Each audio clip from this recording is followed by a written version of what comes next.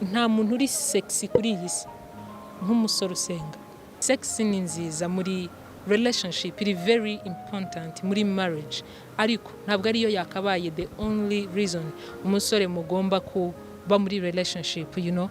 Niba anashaka iyo sex, izaba fuel, izaba motivation ituma agushaka vuba, azaba committed vuba, you know. So rero niba gushaka akeneye niyo sex, nakwambika impeta ko ubukwe mu bantu b'umugore we, iyo sex ayibone like however much ayishaka, you know. So kubera iki ushaka benefit z'umugabo uri marié kandi ukiri boyfriend, kubera iki ushaka kumfata nk'umugore wawe kandi nkiri girlfriend. So niba ushaka ko nguha service z'abantu bari marié, nanjye kira mu rugo. Hari igihe umukunzi ngakubwira ngo reka nkuzanira indabo n'agashokora na champagne, ibyo ntago bikigezweho. Agwa impano ifatika uzabyaza umusaruro. Kuba single it's really better kuruta kubana n'umuntu uguhobagiza. Ariko niba ufite umukunzi akaba kwitaho, ntaguhe champagne, ntaguhe indabo gusa, ntaguhe erega indabo turazijugunya. Indabo nyuma y'iminsi 3 abahungu mutekereza ko tuzimaze iki we? Indabo gusa. Like seriously. Usibye kurwihumuriza ko kanya ukamuha iyo hage, ukamubwira uti thank you. Ikindi ururabo rumaza niki? Tuzitaka mu nzu for how long? Like really iminsi 3 tuba tujugunye puberi. So rero ajya guha ikintu ushobora kubyaza umusaruro. Bivuze ko nta muhungu waguha indabo zonyine ngomba guha ikintu. Afazari wazihorera.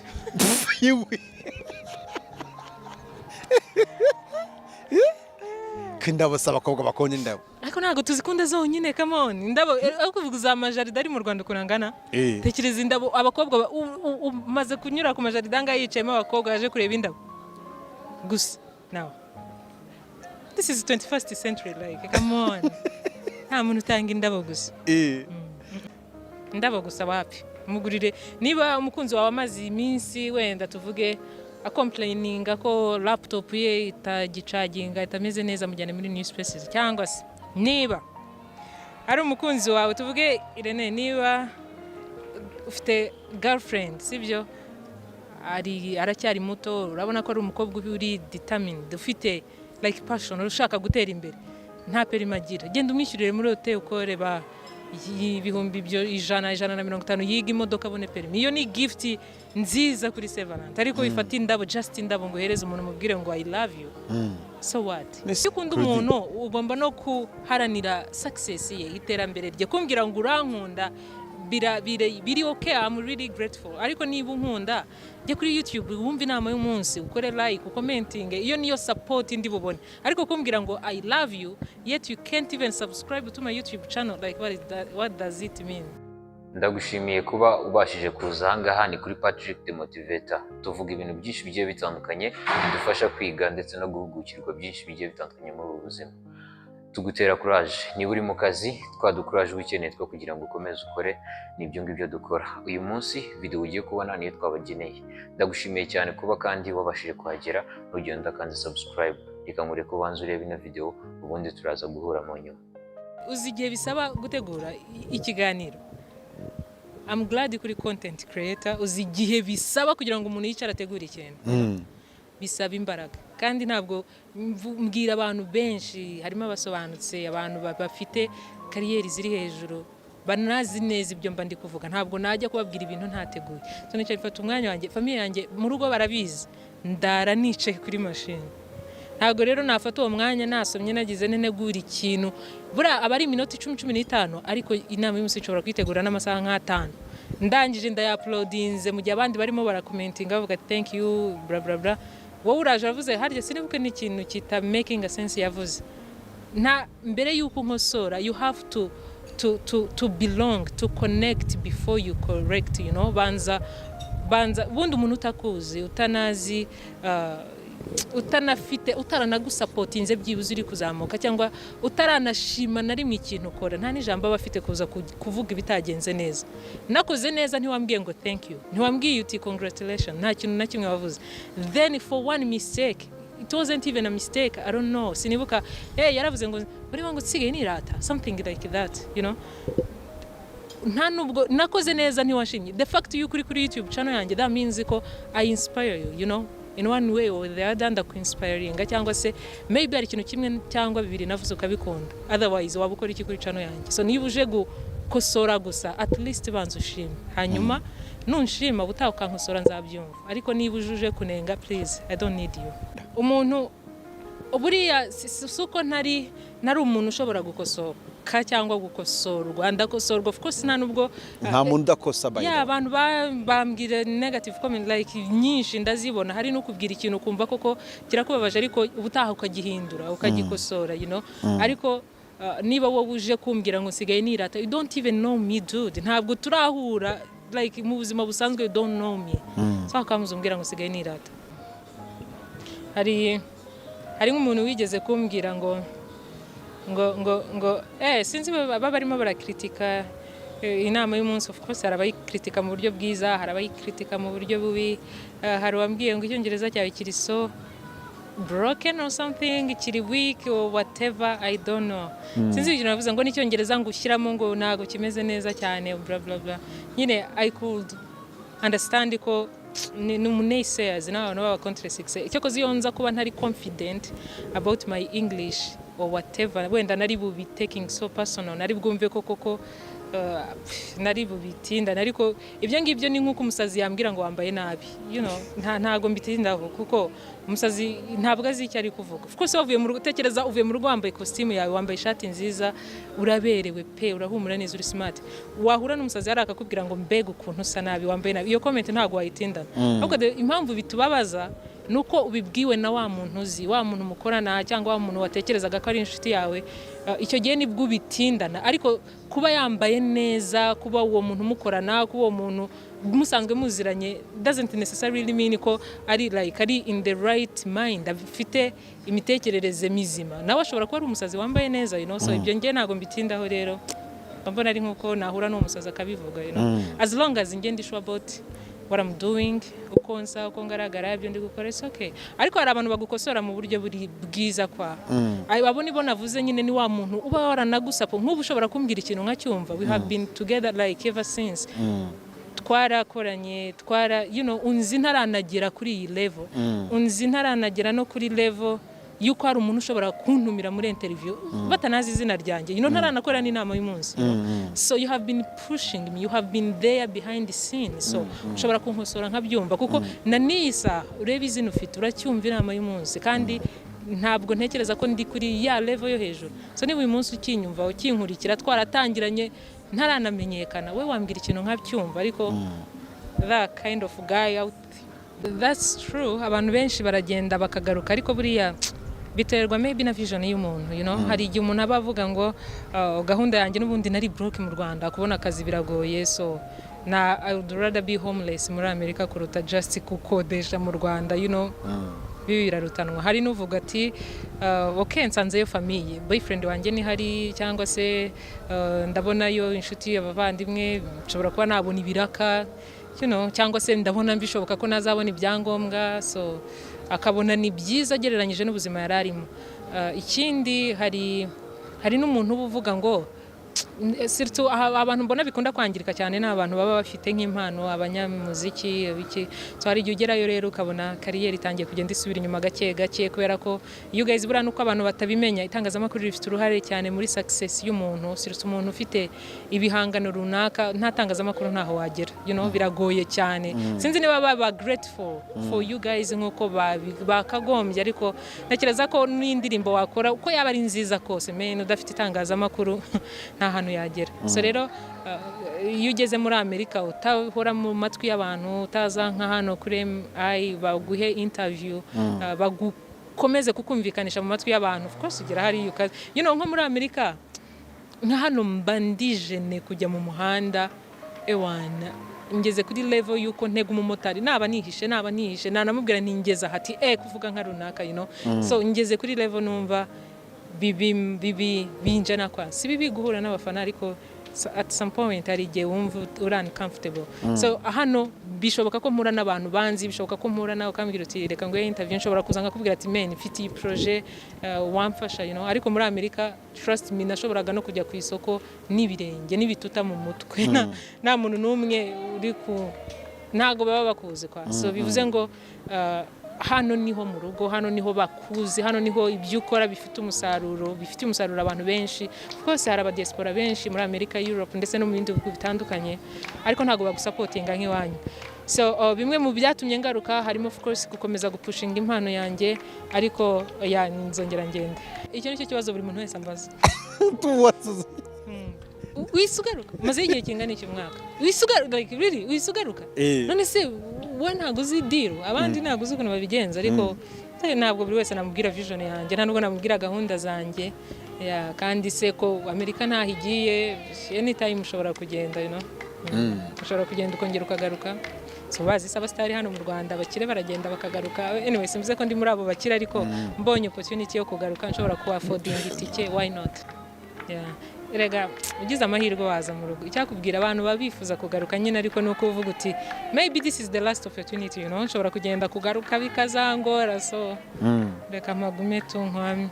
Actually sinari nzi kuntu urana have been a very hardworking woman nkiri na hano, ntabwo nari nzi ukuntu nari mfite akazi karenze kamwe, you know, nakoraga kuri radio, televiziyo, nkora kuri YouTube channel zirenze imwe, so nkabura umwanya wo kuba concentrate ku bintu byanjye. So ngeze rero hariya nagize time yo gukora nama y'umunsi nziza nakoze kugeza ubu ngubu ziri mu zo nakoze umwaka ushize muri 2022, kubera ko nari mfite time pe narazitondeye.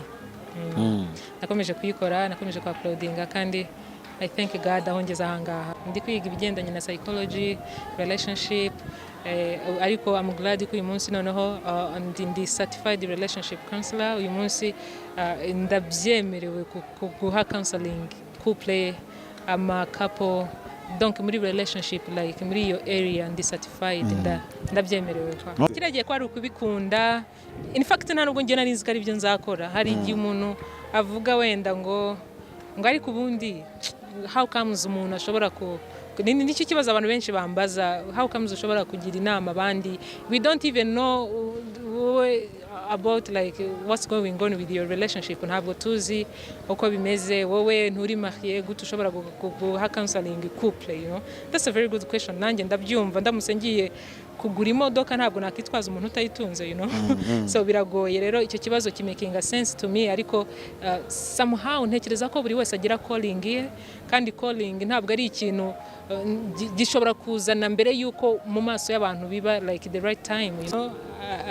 So icyo kibazo rero iyo bakimbajije ntabwo mba frustrated, ntabwo mbabara, ntabwo ndakara, kimaking a sense, ariko on the other hand ntabwo niba calling ije mbere y'igihe ni byiza cyane ko uyu munsi mbikora ndi single, ntari marié kwa nkiri ingarago. Ni byiza ko iyo calling yaje mbere. Uyu munsi nzinjira muri marriage nzi neza ibintu ngiyemo, in fact mbasha no kubona amakosa menshi yo kwirinda. Uyu munsi ndi very mature about relationship thing, ntabwo napfa guhubuka, byaje mbere. I thank God. Nta nubwo nkuko nari mbivuze, ntabwo nari nzi ko umunsi umwe nzisanga ahangaha njyewe.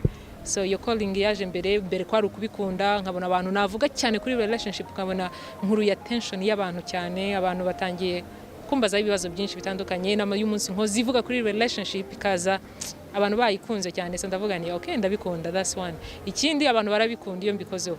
Icya kabiri, it's okay, nshobora kuba maybe mfite ubumenyi cyangwa mfite iyo talent muri relationship, nshobora kuba koko najya inama muri iyo area. So kuba mbikunda, kuba abantu babikunda iyo ndi kubikora, kuba nshobora gusoma ibitabo ni good, ariko ntibihagije. So I had to go back to school kugira ngo noneho mbe qualified, mbe eligible gufasha couples. Ibyo uvuze ni ukuri, niko abakobwa benshi muri iyi minsi batekereza, you know. Kandi hari ikintu bita peer pressure, kuko runaka atekereza gutya, kuko runaka asa kuriya, kuko yambara kuriya, burabikura ku bagabo. Kandi mugabo, hari umuntu uyu munsi utekereza ko kuryamana n'umusore ari byo bituma ukipinga your man, you know. Ntabwo aza sticking around, ntabwo azagira hajya, like he's here to stay, kubera ko abona ibyo umushakaho byose. Ariko abakobwa bari kundeba akakanya, you know, I'm not here to judge. Rwose ntabwo ndi kukujudginga, humura. Ariko banyandikire muri comment bambwire ko kuryamana n'umusore ari byo bituma ukipinga umugabo. No way, kuko muryamanye mutaryamanye n'ubundi aragenda anyway. So the fact yuko ashobora kugendana nyuma yuko muryamanye, that means ko sex ntago ari yimu keeping there, you know. So ntabwo rero wambwira ngo ngo iwacu ntibaroga, wowe uzagumirwa niba utekereza n'umwanga azajya ahandi, you know, azagende kubera ko n'ubundi niba muryamanye n'ubundi bidashobora kumubuza kugenda, so why would you do that? Kubera iki n'ubundi wamuha iyo sex n'ubundi ashobora kugusiga? That means ko niba sex itatuma haguma, so that means ko akeneye ikindi gituma kitari sex kugira ngo hagume. So icyo rero cyo nicyo nshaka ku focusingaho. Niba uri serious, let me tell you something, Irene. Umusore ugukunda, he will stick around, azakuguma, azagutegereza kuko agukundira ikirenze sex. Sex ni nziza muri relationship, iri very important muri marriage, ariko ntabwo ariyo yakabaye the only reason umusore mugomba kuba muri relationship, you know. Niba anashaka iyo sex, izaba fuel, izaba motivation ituma agushaka vuba, azaba committed vuba, you know. So rero niba gushaka akeneye niyo sex, nakwambika impeta akora ubukwe mu bantu b'umugore we, iyo sex ayibone like however much ayishaka, you know. So kubera iki ushaka benefit z'umugabo uri marié kandi ukiri boyfriend?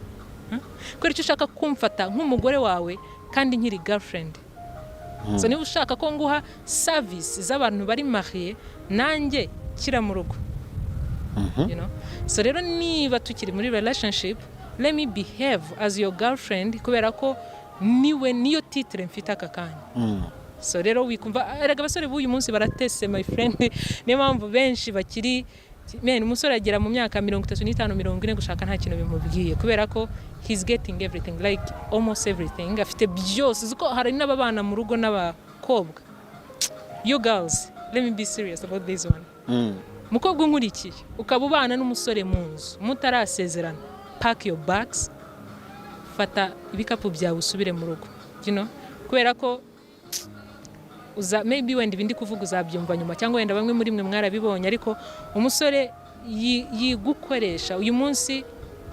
Abasore arabasha kubona umuntu umwitaho, arabasha kubona umukobwa umutekera, rega kuzuza umukobwa agateka kuzuza firigo, hano hari sosi y'isombe, hari y'ubunyobwa, hari inyama, hari dushyimbo, mbishyize muri freezer hejuru, buri uzajya ugenda ushyushya, agafata baga yagataha, cyangwa wenda ubwahamaze icyumweru asize firigo, urahava haza abandi bakobwa ibyo biryo babitikure, uzagaruke nanone uteke, you know. So umusore uribaza uri kumwitaho nk'umugabo wawe, kandi you know uragiye uratetse, uramusasiye, urakoropye, inkweto urahanaguye, everything. Warangiza uhamaze icyumweru, you are sleeping with him like every day nkaho mwasezeranye, hanyuma uragiye uricaye, relationship ibanza umwaka umwe, 2 3 4 5, kaza kunyandikira Claudette, nakora iki ngo umusore propose? Nanjye nkakubaza n'icyo ufite expecting cyangwa yari supposed kubona muri marriage uyu munsi utaramo nothing. So uwo musore ni yihe motivation azagira yo kugupropose? You know, ni nko kujya ku ishuri wiga ubuganga, n'urugero wiga ubuganga ni imyaka 7 8, ukigera ku ishuri director arakubwira ati no, reka nguhe degree yawe, hanyuma muri za shuguri zawe urebe muri schedule yawe aho uzajya ubasha kubona akanya wenda nk'iminota 7 cyangwa 10, you know, cyangwa nk'isaha imwe ujya unyaruka ugiye ku ishuri wiga. Degree yawe urayifite already, from the first day ugeze ku ishuri baguhaye degree. How serious will you be? N'amasomo wakwiga gute? No, you won't. Ntabwo uzaba serious kubera ko degree urayifite already, you know. So rero umusore wamuhaye degree ya marriage arayifite, iyo benefit arayifite. So ni iki cyamupushinga gushaka, you know. Akantu navuze kara trending abantu, I don't know, buri wese yagafasha uko, ariko like I said, who pays for the cow when the milk is free? Like really, ninde wagura inka kandi amata ari ubuntu? Nobody. Ninde wagura inka kandi amata ari ubuntu? Nobody. Umusore afite security, afite marriage mu ntoki, n'umukobwa nawe ahodinze sex mu ntoki. Muri relationship umusore ni udesida igihe azapropose, igihe azabanira n'umukobwa, n'umukobwa nawe ni udesida igihe azahavingira sex n'umusore muri relationship. Trust mu mukobwa atabishatse iyo sex ntabwo yabaho, kuko ntabwo azagufata ku ngufu. so bivuze ngo niba byabaye you won't tell me ko utabigizemo uruhare, you know, wabigizemo uruhare. Girls, I'm not here to judge you, I'm just opening your eyes, you know. Ndimo ndaba challenginga, ntabwo ndi kuba judginga. Niba byaranabaye ntiwumve ko ndi kukutunga intoki, ndi kukutera igikwasi. No, that's not my point here. Ndimo ndagerageza just kugufasha kureba kuri, you know. So rero umukobwa niba ari udecide yaza havingira sex n'umusore, kubera iki umusore aza arashaka iyo sex muri relationship warayibonye, ariko at the end of the day wowe ntabwo ubonye ya marriage washakaga. Chaka marriage, let me ask you, ninde mukobwa wakwipropose? Nobody. Nta mukobwa wabasha kwipropose muri relationship. Irene, twaba dukundana uri umuhungu ngakubwira ati mu myaka 5 tuzaba tubana, njyewe nagushyiraho pressure ariko ntabwo nziyambika impeta, ntabwo uzampropose. Nawe wanshyiraho pressure ariko ntabishaka iyo sex ntabwo wayibona. It's win-win game. Abakobwa rega utagira ngo most of the times your sex baba bayishaka. Of course hari abayishaka, unyumve neza, hari abayishaka. Hari n'ababigize umwuga. Nigeze kumva bamwe bambwira ngo hari abakobwa babikiza depression mu guhavinga sex, like ba sleeping around with everyone. Ariko abakobwa abahungu muri so smart cyane, abahungu bari transitional. Umuhungu ntabwo ashobora umukobwa aza mu buzima bwawe kuko agukunda, ariko umusore akuzana mu buzima bwe kuko agukeneye, you know, abona agukeneye hari icyo uri bumufashe. But that smart, you know, ubona umusore uri useless mu buzima bwe. Niyo mpamvu abasore baba bafite inshuti nke z'umumaro. Ariko umukobwa abakobwa bo muri Kigali arakubwira ngo mfite inshuti kuko buryo ategura nka birthday ukajya n'ubukwe, inshuti kandi bose abita inshuti. In my head bandi kuvuga ni aba bantu, how do you manage it? Like guta umukobwa ashobora umuntu umwe ashobora kugira inshuti 20 zose afite uko abanye nazo, zose afite ukuntu basohoka. I can't do that. That's too much work. No, ntago ari kubanya mwigenda, ahubwo mbwira buri muntu wese. Ngewe kereka maybe hari abantu bita acquaintances, abantu mwamenyanye gutyo gusa, ariko umuntu nita inshuti. If I call you friend, that means you are close to me. Kandi niba uri close to me, we chat, we talk, we tell each other everything. So nagira na relationship nawe iri that close, nkubwira byose, nkubwira nti men Irene nkeneye miliyoni 5, ndakubwira icyo nyakenereye nyuma aka kanya ndashaka, you know. Nkagira na iyo relationship n'undi muntu nanone, like how ntago mbyumva, you know. So inshuti 20 hari nyine, hari best friend, hari na friends, abo bose rero igitangaje, you know, muri izo nshuti nta nishobora kukureba ngo ikubwire ngo ariko komera ubu kutangira kwiga kutararangiza kaminuza, shyiramo agatege jya kwishuri men urangize ira degree yize. Ntago abashuba bikubwira, ariko best friend yabikubwira. Kandi best friend ziba zingahe? Yakoze party, you need just one friend, just like one good friend. How comes inshuti veni?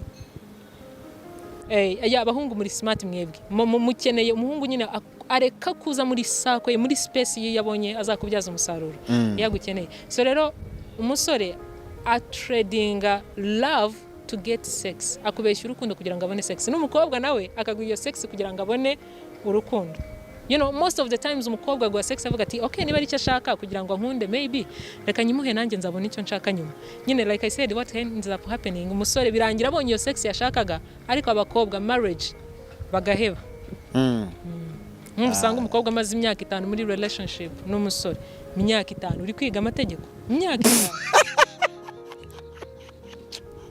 Sugo na mukungu makunda imyaka 5 ko imyaka 5 Irene. For me niko mbitekereza, n'abandi wenda muri comment batubwira uko babyumva.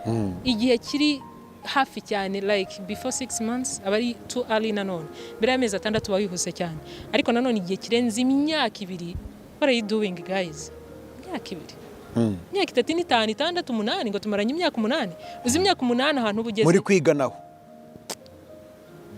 umusore utaraba committed nyuma y'imyaka 2. Ngewe atari ikibazo cyuko wenda muri mu bihugu bitandukanye, ntabwo muri mwarabasha kubona ibyangombwa, harimo challenge y'amashuri, mwaracyari mu ishuri, hari challenge y'uburwayi, hari challenge y'uko wenda umusore arimo arubaka inzu, murabibona afite business ari gutangira, you know, urabibona afite impamvu ifatika. Ariko nta mpamvu umusore afite akazi, yarangije kwiga, afite inzu akodesha cyangwa se afite iye atuyemo, mukundanye imyaka 5 kubera iki?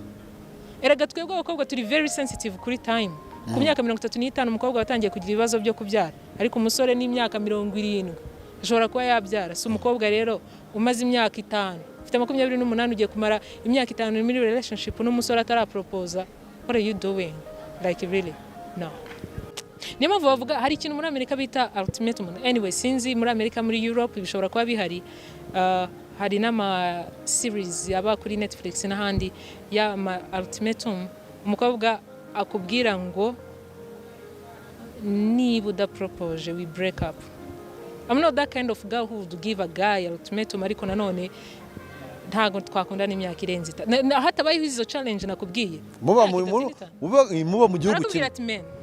We have been together for 2 years now. Uri mu buzima bwanjye ndimo bwawe. You know? So what's next? Abandi warababujije kubwinjira. You know? Either ura propose cyangwa to breaking up. Kubera ko nta mpamvu igaragara iri gutuma unkipinga there. Kandi bikunze kuba ni cyagiye utangiye kugiwe mu rugo.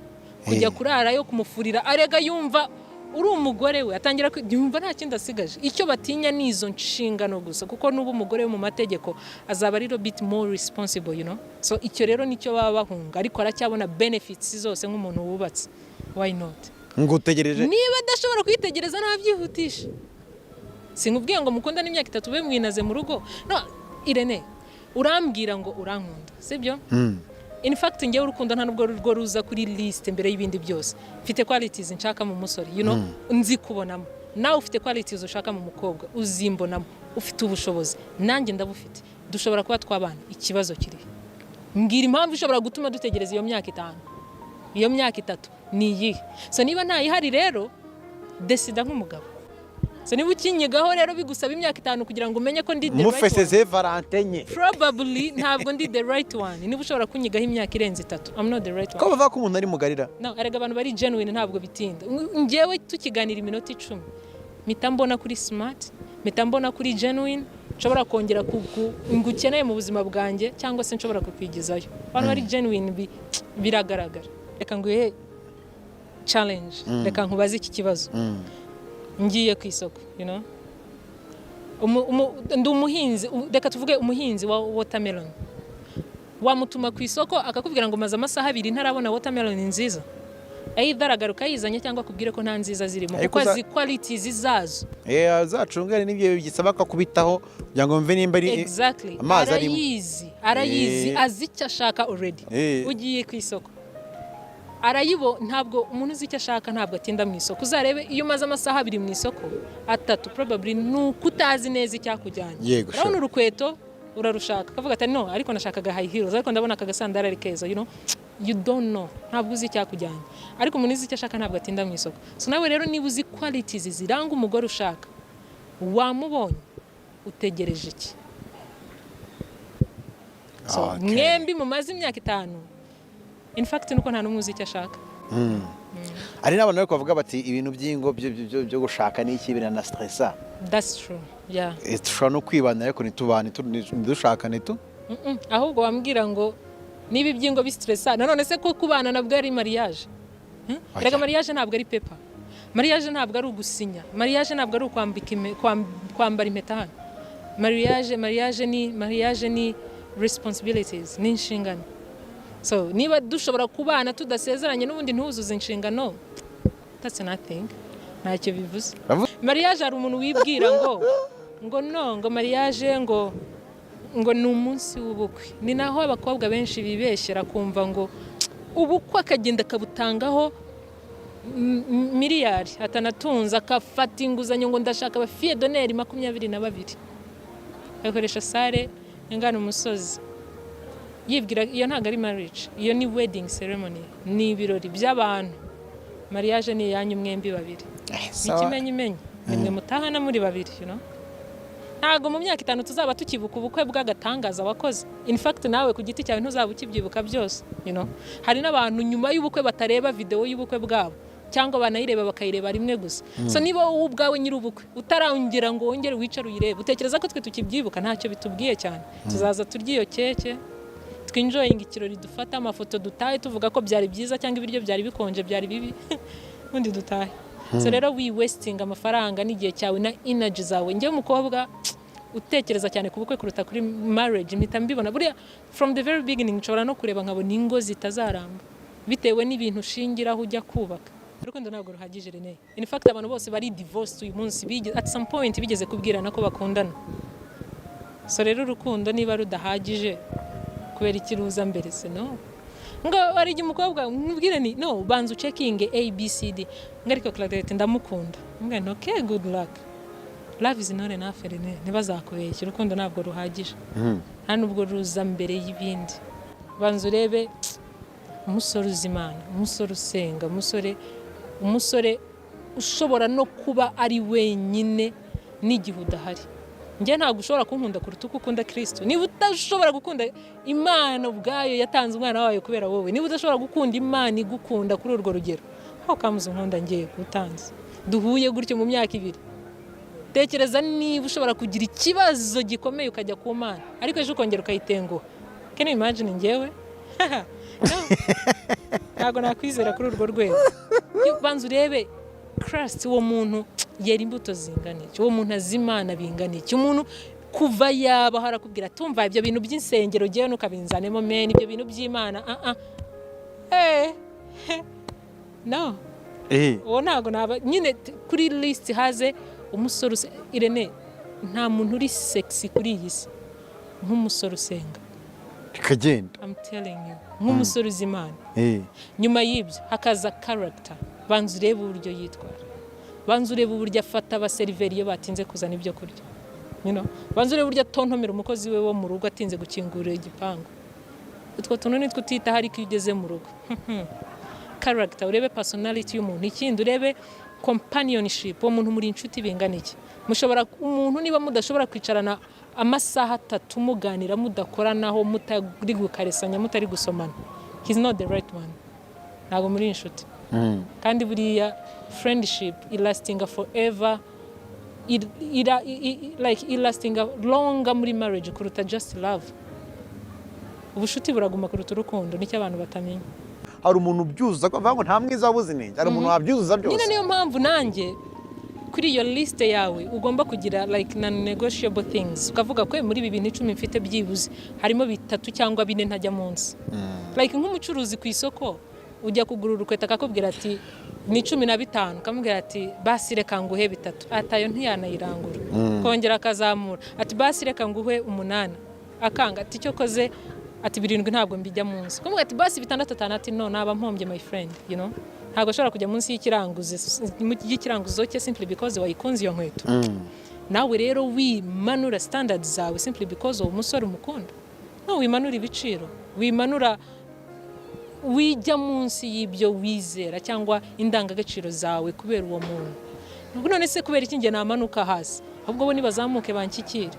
Abagabo beza barahara, ahubwo ikibazo ni ushaka abameza kandi urabashakira hehe. Ushaka umusore muhuriye mu kabyiniro, of course nawe banza utekereza aho hantu muhuriye. Ntabwo wemera ko abagabo babuze. Let me tell you, abagabo beza bari kind, bari smart, bazi Imana, basenga, bakora, bafite amafaranga barahari. Ahubwo wowe urinde. Kubera ko uyu munsi umukobwa araza ngo ndashaka umusore ukora, umusore ukize, ugize ute. I still believe ko umusore agomba gukora. Ariko n'ahantu muri Bibiliya ivuga ngo umugore yicare. Bibiliya iravuga ngo udakora ntakarye. Bivuze ngo n'umugore niba akenera kurya nawe akenera gukora, agomba gukora. So rero umukobwa akaza akavuga ndashaka umusore ufite amafaranga, ndashaka umusore ufite imodoka, yewe mukobwa ufite iyi. Ndashaka umusore ufite inzu kandi wanyu n'ababyeyi bawe baracyakodesha. Doesn't make sense to me. Niba ushaka umusore ukora nawe banza ukore. Niba ushaka umusore ukijijwe nawe banza making sure ko ukijijwe. Niba ushaka umusore uri smart nawe ba smart. Wiburinjije ngo ukeneye umuntu uri smart, come on, So rero if you are their kind we find their kind, ubaye uri smart nawe wahura n'abantu bari smart. Sinzi niba ujye ubibona ko iyo umuntu yattracting icyari cyo, buri ufite umutima mwiza uhura n'abantu beza, ariko uri indyarya men uhura n'indyarya zimwe zikurengeje degree. uri umuntu mwiza byanze bikunze. Hari abantu of course ntube naive, ube mwiza ntube, ariko nanone ntube naive, ariko buriya umuntu mwiza ashobora ku attracting abantu beza mu buzima bwe. Kandi ndyarya nawe yoyo niba ushatse kubera amafaranga uzayabona, ariko nawe uzashaka umugabo nawe ugushatse kugira ngo yitwe ko ari umugabo gusa, ubundi ari useless, nta kindi amaze. Nicyo kibazo. I wish abakobwa bagakangutse hanze aha, ingo zirababaye. Niba hari abantu bafite ibibazo muri iyi si, muri marriage zimwe na zimwe, of course hari marriage, hari abantu bishimye mu rugo, ariko hari abandi bari gusafaringa, so you better choose wisely. Marriage is an eye opener. Marriage igufungura amaso, you know. Niba utazi kwihangana, marriage izabikwigisha. Niba utazi kubabarira, marriage izabikwigisha. Kubabarira inshuro 70 ukubye 7 nk'uko Bibiliya ibivuga. Niba utazi gukora, marriage izabikwigisha, you know. Interena ziracyari nyinshi rero. Ariko at some point urugo rwiza ni umugisha. Bibiliya iravuga ngo ubonye umugore abonye ikintu cyiza. Zareba abagore benshi, abagabo benshi baba successful nyuma yo gushaka. Of course ushobora kuba ufite dream, ufite vision, uri mu cyerekezo cyiza rwose, ufite aho ugana, ariko iyo ushatse bamwe barabyemera abandi batabihakana. Ugashaka neza uba successful. Iyo ushaka neza nanga kuba nakundana n'umuntu, iyo nari abakobwa bazabirwanye, ugakundana wenda n'umuntu bakaba bakubwira ngo sha ngo uriya musore arahiriwe pe, bakimbwira gutyo mpita mbona ko utari the right one. Iyo tekereza uri kumwe n'umusore, you know, uri kuba presenta wenda boyfriend wawe cyangwa umugabo wawe, akajya shanga umugabo yaratomboye pe, kubera iki ngewe ntaba naratomboye, bivuze ngo ushatse umuntu uri munsi yawe ku rwego rw'uko babona ko yagize amahirwe, like yitoraguriye zahabu, yagiye ubuhenzwe. No, bamubwire ko ari lucky kandi nawe uri lucky, you know. Nibyo. Oya, iyo bakubonye bakavuga bati, iyo bajye bababwira ati muraberanye, bajye bababwira ati sha vraiment mumeze neza, muri bless. Ariko apana kukubwira ngo shanga umugabo yaratomboye, baba bakubwira ko wahombye wowe. Kubwira ko watomboye nuko wowe n'umugabo wawe ari somehow useless. Nta kumari. Ntangiho ujya ukora like ibiganiro cyangwa se inama y'umunsi yawe, ukabagaragara ko ibyo wavuze nibyo, ariko ukabona ko abantu bakomerekeje. Hari n'umuntu wigeze kunyandikira ngo niba ngo Claudette ngo watumye ntandukana n'umukunzi wanjye. But I hope ko niyo relationship itari strong in the first place, kubera ko ntabwo ngamije gusenya ingo. Simpamya ko hari ikintu navuga cyangwa nakora kigasenya urugo, ahubwo hari ibyo mvuga byo peninga amaso ya bamwe muri abo bari muri relationship. Umusore we mukobwa atangiye gutekereza kabiri. Niyo mpamvu hari ahantu nigeze kujya mu isoko baravuga ngo niba ari hari bamwe bavuga bati ngo ubwo utangiye kujya wumva bya bintu bya Claudette. You know? Ushuka abantu. Buriya nuko wenda umukobwa yari atangiye kujya muhakanira kuri iyo sex, n'icyo amubwira ati no nawe ba responsible, nawe fata icyemezo nawe, you know. Ati niba utangiye kujya wumva biriya bintu rwose, you know. Hakaba n'abandi bambwira bati bakubwira abagore babo bati jya wumva Claudette, ariko njya wenda wahinduka, wenda wagira, you know. So bamwe rero hari ababya appreciatinga, hari n'abandi batabya appreciatinga bitewe nuko ndi kuvuga wenda ibyo badashyigikiye, cyangwa se maybe ndi kugusha ku buzima barimo. Anyway, ntabwo nshaka ko ubuzima bwanjye ari bw'umuntu afata nka formule yuko agomba kubaho, kubera ko ntabwo nshaka ko ufite uko ndi njyewe nyine ndi mu buzima bwanjye, nawe ufite ubwawe ugomba kubaho, you know. Ntabwo nshaka ko ubuzima bwanjye buhinduka formula umuntu agomba kugenderaho abaho ubwe, ariko nanone sinshaka kubaho ubuzima buvuguruza ibyo mvuga, you know. Ntabwo nshaka kuba nk'uwo mupadiri rero. Mbere yuko hari nk'inama y'umunsi njya gukora nkavuga ati no nanjye sindagera kuri iyi level, umunsi nzaba nayigezeho nzabikoraho, you know. So rero ntabwo naza kubwira abantu ubuzima butandukanye neza nubwo ndi kubamo. Ubwo uramutse umeze gutyo, ndi umuntu Irene, ndi umuntu uba mu Rwanda, ndi umuntu wagize inshuti, ndi umuntu wagize abavandimwe, ndi umuntu wagize history amateka. So erega abantu bose ntago twatekereza kimwe, uko ntekereza niko mbigenza, you know. ibi ndi kukubwira ibyo wumva mu nama y'umunsi nkuko nabikubwiye hari izo ntashobora gusohora kuko ntaragera kuri iyo level umuntu wumvise ibyo mvuga azacunga ubuzima mbayemo you know simvuze ngo wenda njyewe ndi marayika sinshobora gukosa sinshobora donc sinshobora kumessing up you know ariko I try every day nkuko ndagerageza buri munsi ndagerageza gukora ibyiza ndagerageza ku karahomba nanjye nshobora kuvuga nabi nanjye nshobora gutukana nanjye nshobora kugira intege nke ariko ntabwo nshobora kuza ngo nicare nshimangira ibintu ndi kuvuga hano sure kabisa ntari bugende ngo mbikore hari at some point ndimo ndangiza izina ryanjye you know nakantu oya nigeze kuvuga ntago ari inama y'umunsi banza ari video ahari ngira umuntu kuvugisha ukuri kwa like 100% kutabeshya kwa at some point ndagerageza ariko hari nsanga byabaye nawe nakubeshye ngo ndaza sanga birangira mbeshya iminota you know so ibyo nibyo numva ko Irene ntago nshobora trust me ndi imbere ya kamera ntabwo nshobora kuza hano ngo mvuge ibintu ntari gukora wera ndi kuvuga ibyo byarangiye iyo page yarangiye ndakubaza nta urarekura nta bora dropping nyuma uvuga uti nkagere nk'ibigano wundi ushobora kuba narakoze havuga ikigano se namwe kuba nagikoze bite n'umuntu nagikoranye nawe n'iki na feedback zacyo byari kuba byiza nyine mbere najyaga ntinya gukora inama z'umunsi nkashyiramo ibintu by'Imana nkavuga ni hariyo nasohoye ndavuga ni burabagiye kuva ryari warigize pastor kuva ryari ati Claudette goma muri area yawe ya relationship ariko ibintu by'Imana that's no yours ntabwo uri pastor ntabwo uri iki no so nkumva abantu ntabwo ndi really sure about you kuntu bari bubyakira ariko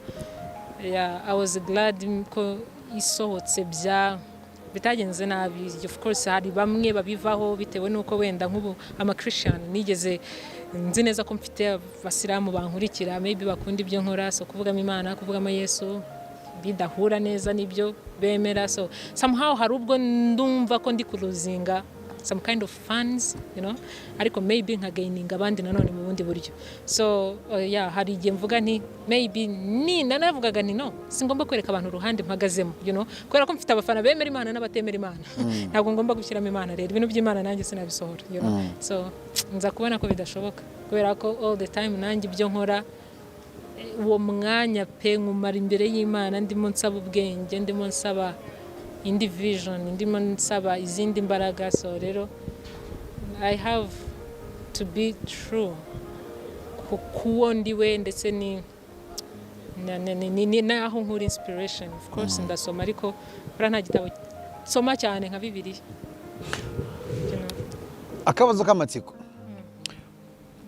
gushakana n'umugabo ukuze mu myaka ubwo impamvu mbikubajije andi mwari n'umusayikologe nabibonyeho ariko bivugaho umugore avuga ati ubundi reka ne kuvuga icyo bazi nakuyobya gushakana n'umugabo ukuze mu myaka no gushakana n'umugabo usa naho ari muto mu myaka ubwo iyo mvuze usa naho ari muto ni mu myaka 20 sibyo ikiza ni ikihe gushakana n'umuto munsi y'imyaka yawe cyangwa no kurusha imyaka kurusha nk'imyaka 10 uwo murushanwa imyaka 10 cyangwa se noneho uwo mungana cyangwa se uhurusha nk'umwaka umwe ikiza ni ikihe it really depends kubera ko ngewe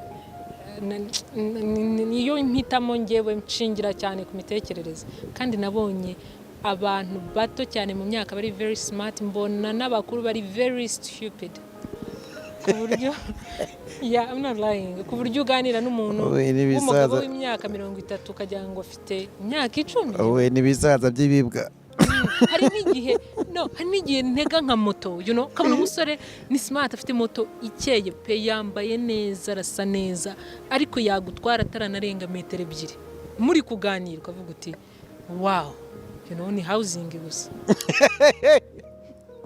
you know so rero ngewe nahitamo ngendeye kuri level y'imitekerereze no kuba ufite masters degree ntabwo bya nkanga kubera ko abantu bari still stupid with that degrees zose bazifite kandi rwose ubwenge ari hafi ya ntabwo you know sindi kuvuga ngo I'm that smart cyane afite masters afite masters I'm not even kidding you kuburyo wa wundi ahubwo utarageze mu ishuri ubona ikintu yabuze ari just one opportunity ubundi akavamo umugabo w'igitangaza aya abantu bize baba barize. iyo ni imitekerereze ndi kuvuga.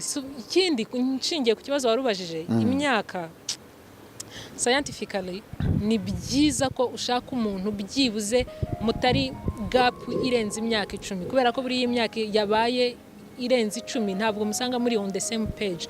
Usanga ibyo akunda bitandukanye n'ibyo ukunda. Umukobwa aracyashaka kwinjoyinga, kurya ubuzima, kujya ku mazi. Umusore atangiye, buri abasore hari nk'ikibazo njya mpura nacyo muri counseling room. Nk'umuntu akaza kumbwira ati Claudette, umugabo wanjye asigaye ajunjamye, asigaye acecetse, nta kivuga, nta kiri sharp, nta kiri wa muntu twakwinjoyinga, twamara amasaha tuganira dukina. Ikibazo cyanjye cya mbere mubaza ni ageze mu myaka ingahe. Hari level abagabo bageramo cyangwa se n'abasore agatangira kuba calm, agatangira guceceka, akaba ari a bit more introvert, kubera ko niba ageze mu myaka 45 arimo aratekereza kuri legacy ye, ari gutekereza ko inkura azasiga umusozi, ari gutekereza ukuntu azasigara, ishusho abantu bazasigarana mu maso yabo nyuma y'urupfu rwe. Ufite 27, you don't even care, urashaka kujya ku mazi kwinjoyinga n'iki. So icyo nicyo kibazo rero. Iyo ngiyo ngo bayita wisdom age. Yabayita ngo wisdom age. Umupapa wese wigezemo ntago aba nk'ikintu kiryohereye. Abatangiye gutekereza ngo ibintu bisharira gusa. Abatangiye gufata amarejime, abari wa muntu wowe ngo abwanuke mu gihe cyo kumedita. Abari wa muntu ushaka kuba inyangamugayo mu kuntu, abatangiye gutekereza ku masaziro ye, ariko ntekereza ko umwana uri mu myaka nk'iyo mfite, umwana uri mu myaka munsi yanjye ho gatoya, aribwanukira. Ntabwo upfa gutekereza ngo nje nzasiga, nta nubwo ndabaho ngo uri kumbaza uko nzasigara, abako abantu bazamfata nyuma yo gupfa, nibwo nyitangira kubaho. So rero we tekereza mu rutanwa nk'imyaka 18, nta nubwo byonyine indirimbo mukunda ziba zitandukanye, abantu star mwakuze mukunda batandukanye. So biragoye ko twakwinjo, ni nko kumuza n'umusaza w'imyaka 50 ngo tuganire, tutaganiriye ku kazi nkora, ikindi twaganira n'iki. Kwa mugani ntabwo duhuje amateka, ntabwo duhuje ubuzima, ntabwo duhuje childhood, nta kindi ndakibura. So no muri marriage rero nuko bigenda ugasanga igezaho ibowaringa, murutanwa imyaka 10 biba bigiye kubowa. Umusaza aragera ngo ni yari umugoma abikora muri style ari muri iyo myaka. Ni muri style, ni bucece gake gake kagivuga ute shabo ubugome ko bari mu bwengera. Aho nta bintu byinshi byaba birimo. Claudette, ndagushimiye and thank you so much. Thank you so for your time. Thank you so much. Dore n'iki kibazo abantu bakunda kumbaza ngo ibyo bintu uvuga bikurahe. Nta muntu nje nagaruka navutse meze nimura kubwira ngo shange cyama nkazamera nkawe, icyama ngo nanjye ngo nkaba nagira umwana umeze ngo icyama nanjye nkaba nagira ibitekerezo nk'ibyo ngibyo. Tekereza ko ari gift yahanutse mu ijuru kazi kanyituraho. No, you choose to be smart. Hari abacuzinga kuba smart and the other choose to be stupid for the rest of their lives. I'm telling you. Hari umuntu wari waganira n'umuntu nyuma y'imyaka 20 ishize ugasanga aracyatekereza ko akunda, aracyari wa wundi. Rero ubihitamo utewe n'ibyo byonyine. Hera ku biganiro ureba kuri iyi YouTube channel, ureba ibiganiro bimeze gute, Irene abazanira ibiganiro bimeze bite, bibe inspiring. Ntekereza ko nta nubwo ndi gutekinga side simply because you are together. No, nukuri, that's a fact. Birahari, ntabwo ari byo ndi guhimba. Nzi neza ko iyi channel iri imwe muri channel n'abantu bari smart bashobora kwicara mu rugo bakareba, kubera ko uzana abantu bashobora kuba bakinspiring abandi ku buryo umuntu umaze isaha yumva iki kiganiro aragira ikintu kimwe cyangwa birakuramo. So nawe shingira ku macana ureba iki, abantu bavuga ubusa hariya, abantu bakora ubugoryi ukamara amasaha 2 ureba ikintu utari bukuremo na one just inspiration, one idea, ikintu gishobora ku improving ubuzima bwawe. So how can you be that smart you want to be? You can't. Ndagushimiye, ngira ngo umaze kubona byinshi bigiye bitandukanye, umaze kwiga, niba umaze kwiga ugakarayike wagakanze nta kibazo. Icyo ngusaba rero, kora sharing inshuti zawe nazo zibashe kumenya iki kintu, cyangwa se zibashe kumenya Patrick Motivator. Patrick ni Motivator, nkuko nabikubwiye, tubafasha guhugukirwa ndetse no kuba twabasha gukomera mu bintu bigiye bitandukanye, cyangwa se no kugira courage muri ubu buzima, kuko wamubizi ko ni ibintu biba bigoye cyane. Dushyigikirane rero, duterane imbaraga, ukora subscribe. Ndagushimiye cyane, naho ubutaha ubwo ngubwo ndakeka wize neza. Patrick the Motivator.